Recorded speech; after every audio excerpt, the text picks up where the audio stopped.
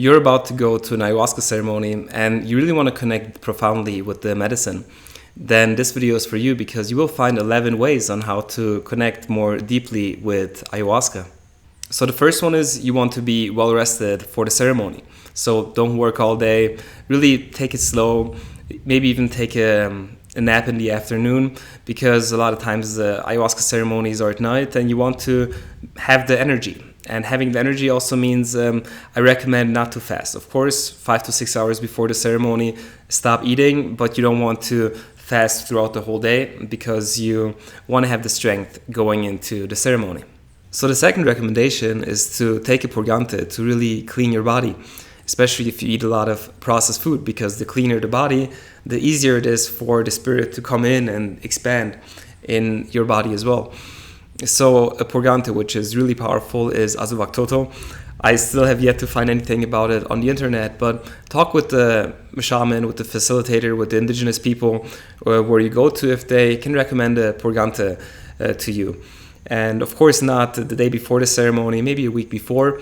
And I personally drink azuvactoto once or twice a year to really have a clean body. The third one is really be attentive in the ceremony. So don't just be there like, oh, okay, what's going to happen? Like, that's not the energy you want to be in. You want to be focused. So let's say your intention is to become more self-confident. So then in the ceremony, you can really feel into it. Hey, when am I not self-confident? Where is that coming from? How does it feel like? How does it affect my life? What can I do to improve upon that? And don't really think with your head, but feel into it. And that will allow you to go deeper into your journey. The next recommendation is to really focus on yourself and not about what other people are doing. For example, there was one time a person at the ceremony, and when there was the part where it's silence, he was looking left and right the whole time. He was searching for an answer, but he wasn't really going within. He was observing other people, and that really stopped him from finding the answers within. Another example, somebody else at the ceremony, he was preparing the wood and looking after the fires, and some people are hey, only the facilitators take care of the fire. There was not in that way, but he was so focused on the fire that he wasn't really focused on himself. And then I told him hey, it's okay, the fire is burning, you don't need to watch out for that. And he said 2 or 3 things back, and in that moment I noticed he was also not really ready to meet himself on a deeper level, or that was just the level that he was ready to meet himself at that moment, and that's okay too. However, if you really want to have a more profound experience, stop running away from yourself. I mean, we do that so many times in our day-to-day life with social media, with whatever it is. But when you're in that ceremony place, really allow yourself to be with yourself, to be with your feelings, to really allow that space to develop and not to push it away. And that brings me to the next point, is to really surrender to what's coming up, because it has a reason why that thing is coming up right now in the ceremony. And instead of pushing it away, really holding on to it, surrender, go through it. One time there was a person at the ceremony, and when the Taita was doing his chants, he was going away, and he was very focused. And the next day he shared with me that yeah, I really had to concentrate a lot to keep it together, but he was resisting it because there was a lot of fear of the unknown, about fear of letting go of his way of thinking. So when it starts to become very intense, I know it's difficult, but stay with it, allow yourself to surrender into it instead of holding on. Also, I had an experience when something really strong was coming up for me, and I was I'm not ready for this at the moment. And I also asked ayahuasca, hey, please let's not go there right now. And ayahuasca respected it, and it went somewhere else. In the next ceremony, it came up again. But so you can navigate a little bit, but I would recommend whatever comes up, really allow it to come up. The next one is to really trust the place and the people where you drink ayahuasca, because you want to feel safe. You want to allow yourself to open up, because when you have that level of confidence, you can make the experience you need to make. You allow yourself to surrender. Whereas when there's some suspicion, all that kind of stuff, it's going to be very difficult. So have conversations with the people where you will be drinking ayahuasca. Maybe even go to the place before and see how you feel with them, because you want to have that level of security and safety and know that you will be in good hands. Another very important aspect is to have a deep level of respect for ayahuasca. If you see it as a DMT-infused drug, then it's very much the energy of I'm using this substance. But once you start drinking ayahuasca, you will understand that there's a deeper spirit behind it. And it might sound crazy at this point, but once you experience it, you will know what I'm talking about. And maybe you don't know it yet, but have that humility in your heart and that respect when you approach ayahuasca. So the next recommendation, and this is very big, is seeing ayahuasca as a medicine and to start letting go of the fear of ayahuasca. Because if you fear something, you're going to be very timid, you're going to be very tightened up.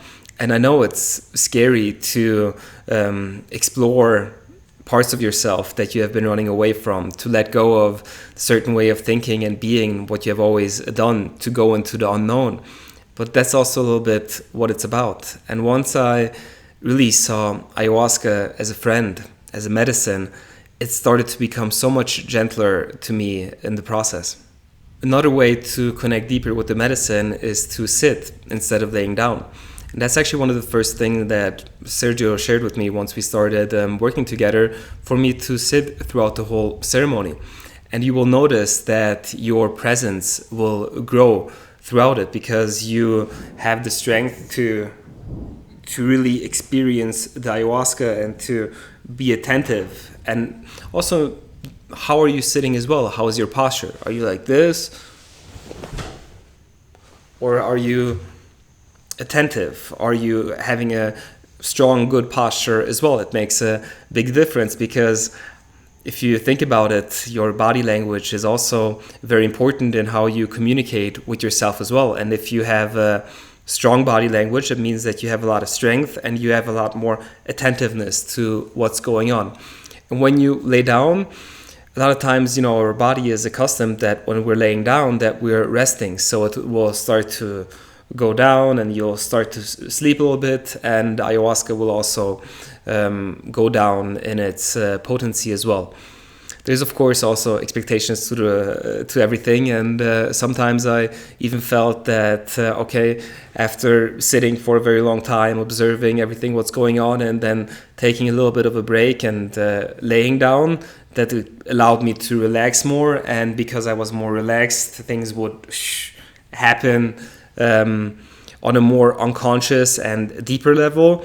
But I would say, as a general recommendation, to sit instead of laying down.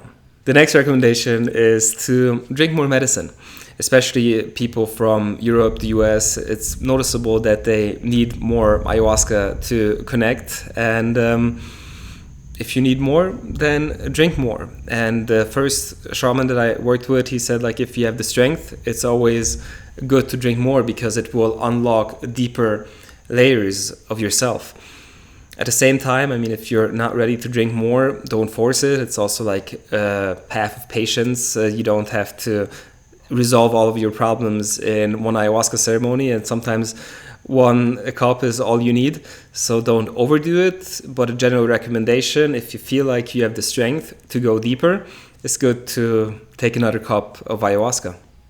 And the last one, drink ayahuasca in the Amazon.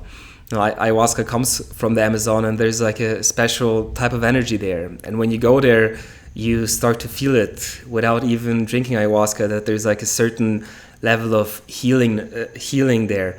I remember the first time being in Putumayo, one of the elderly ladies shared that Putumayo is home to everybody, and also the Amazon is so biodiverse, the lungs of the earth, and you feel that connectedness. And basically, everybody that I met so far who went to the Amazon had a very easy time connecting with ayahuasca. So if you really want to have that deep experience, I mean, the trip to the jungle is, of course, takes longer. It's not as comfortable as drinking in a finca close to the city.